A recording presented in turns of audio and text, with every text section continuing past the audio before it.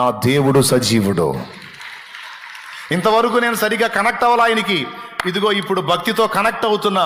ఇక నా సంగతి నా తండ్రి చూసుకుంటాడు. అది రోషం కలిగిన మాట. ఇంతవరకు పైన ఉన్నా, ఇప్పుడు సరిగ్గా లింక్ అవుతా, తర్వాత సంగతి ఆయన చూసుకుంటాడు.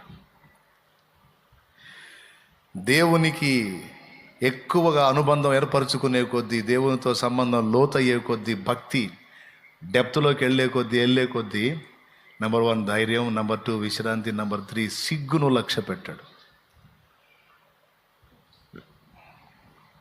ఎలుగెత్తి యేసును గూర్చి చెప్పడానికి సిగ్గుపడడో, నేను క్రైస్తవుణ్ణి, నేను క్రీస్తు అనుచరుణ్ణి, నేను యేసుకు శిష్యుణ్ణని చెప్పుకోవడానికి సిగ్గుపడ్డావు. అంతేకాదు నలుగురు అవమానపరిస్తే అవమానాన్ని కూడా లక్ష్య పెట్టడు. వాళ్ళు జుట్టు పీక్కోవటమే. ఇంత దారుణంగా అవమానపరిస్తే నవ్వుతా తిరుగుతూ